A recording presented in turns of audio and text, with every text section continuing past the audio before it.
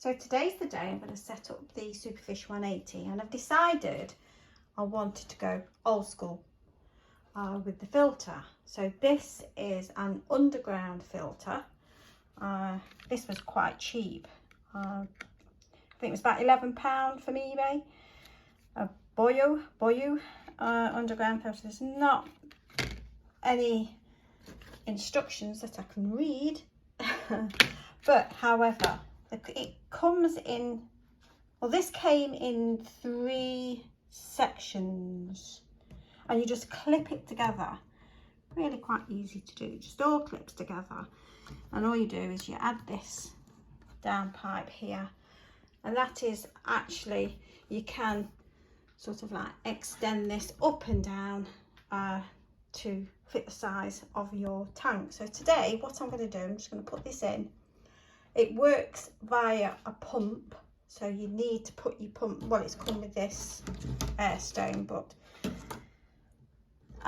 it's not that good, this air stone. For one, that will clog, so I'm going to get a non-clogging air stone and a better piece of tubing. So basically you put that in right down to the bottom of your gravel, connect it to your pump, and then it draws the poop from underneath the gravel out. This acts as I think you'd call it a biological filter rather than a chemical filter. So all I want this for, it's going to work alongside my canister filters. I just want it to help me keep the gravel clean, so I can just hoover the gravel, or maybe put a pump down here and suck all the muck out. So that's my intention today, set this up, a cheap way of filtering, and it's what we relied on back in the 90s. So yeah, this is what I'm going to set up today. Thank God for YouTube. There is a video that shows you how to fit this correctly, although I've referred to it.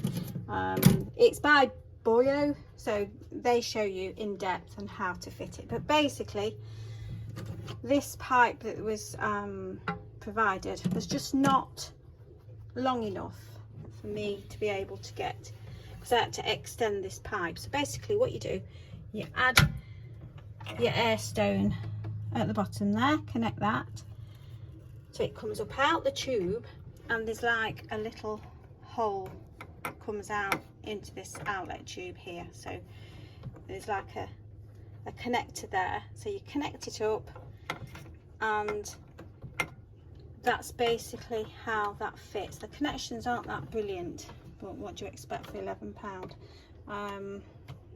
At some stage I think I will replace these tubes because they bend, kink and cause a blockage.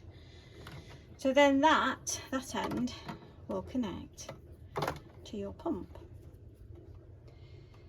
So what I've put in here is a bubble wall. I want this to be quite a fun tank for my granddaughters who come to visit. They love fish tanks. So basically I've set that up. I knew it wouldn't stick to the bottom here, so I kind of nicked the suctions off the heater, which I put into this compartment. There's like a little lip under there, so you can push a longer heater so it protrudes through. So that managed to hide that. So I nicked the suction cups from that and just anchored this down, because when it's full of air it will float up. So that's what I've done so far. So now it's just a matter of adding the gravel and not forgetting to remove my scissors. Okay, that's what I'm going to do next. I'm going to add the gravel.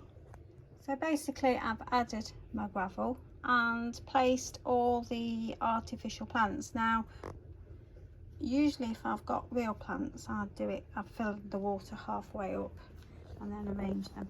But with artificial plants you can move them here, there and everywhere. So that's where I'm going to place everything.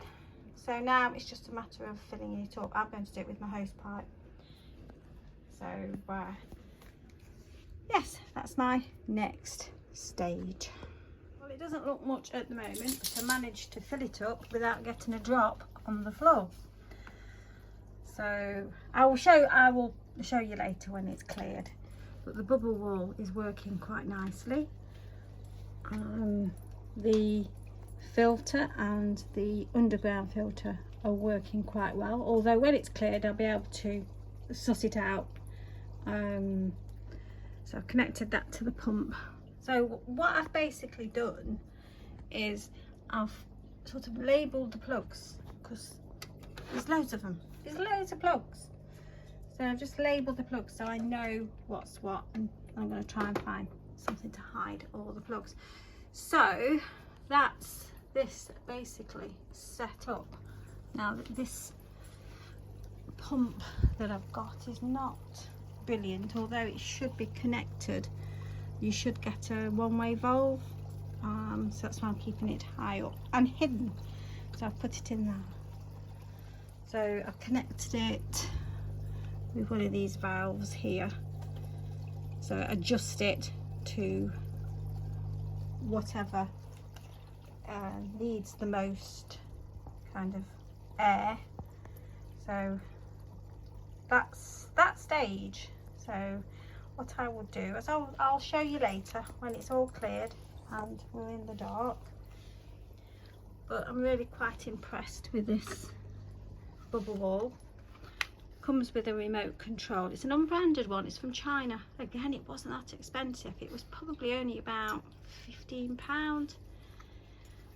So it's an unbranded one, and you can flick through and the colours change, and it gives a really nice effect. So like I say, I'll show you that later. I was just so pleased I didn't drench everywhere. Oh, when I was filling up I noticed it wasn't level, so I had to put a bit of carpet underneath just to try and level it off. So they're like the little niggly things that you have to look out for. So this is my Superfish 80 tank.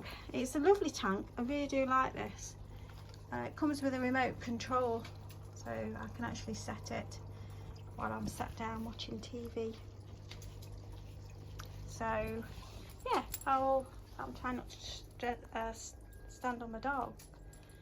Right, okay, so I'll show you later how this is all going. Well, we're almost clear. Just got to get it a little bit more crystal and I should be happy with it. But it's just later on in the day. So there's the bubble wall working away. So if I switch the light on, you can just see it there. It does change colour, but I thought the bubbles might change colour, but no. So basically you have to point this at the receiver and you can go through the spectrum of the red, green, blue, purple and all the colours there for you. So yes, quite pleased with it. I'm not going to be in any hurry to get any fish because I just want to make sure that I get the right ones for this tank, and also I've got to leave it for a little while, probably for a week or so. Well, a week, and treat the water and just make sure that everything is safe for the fish. So anyway, I hope you like this fish tank.